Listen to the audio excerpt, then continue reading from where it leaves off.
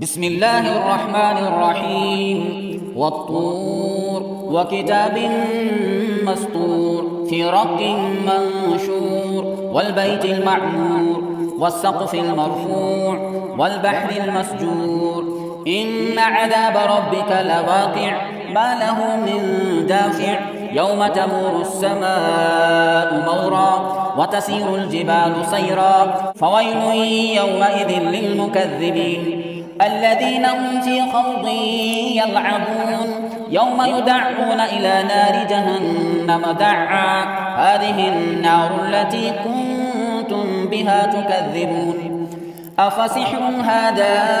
أم أنتم لا تبصرون اصلوها فاصبروا أو لا تصبروا سواء عليكم إنما تجزون ما كنتم تعملون إن المتقين في جنات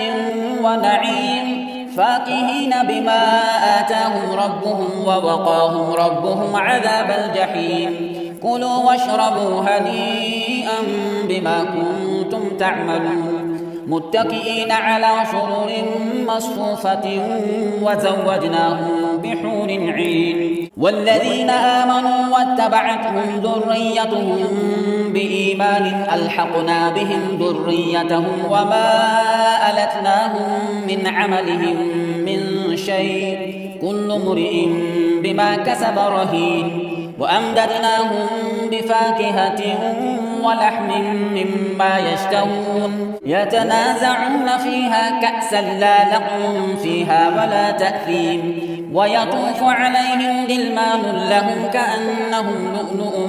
مكنون وأقبل بعضهم على بعض يتساءلون قالوا إنا كنا قبل في أهلنا مشفقين فمن الله علينا ووقانا عذاب السموم إنا كنا من قبل ندعوه إنه هو البر الرحيم فذكر فما أنت بنعمة ربك بكاهن ولا مجنون أم يقولون شاعر نتربص به ريب المنون قل تربصوا فإني معكم من المتربصين أم تأمرهم أحلامهم بهذا أم هم قوم طاغون أم يقولون تقوله بل لا يؤمنون فليأتوا بحديث مثله إن كانوا صادقين أم خلقوا من غير شيء أم هم الخالقون أم خلقوا السماوات والأرض بل لا يوقنون أم عندهم خزائن ربك أم هم المسيطرون أم لهم سلم يستمعون فيه فليأت مستمعهم بسلطان مبين أم له البنات ولكم البنون أم تسألهم أجرا فهم من مغرم مثقلون أم عندهم الغيب فهم يكتبون أم يريدون كيدا فالذين كفروا هم المكيدون أم لهم إله غير الله سبحان الله عما يشركون وإن يروا كسفا من السماء ساقطا يقولوا سحاب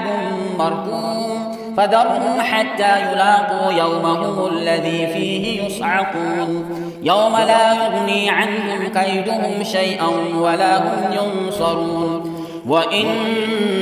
للذين ظلموا عذابا دون ذلك ولكن أكثرهم لا يعلمون واصبر لحكم ربك فإنك بأعيننا وسبح بحمد ربك حين تقوم ومن الليل فسبحه وإدبار النجوم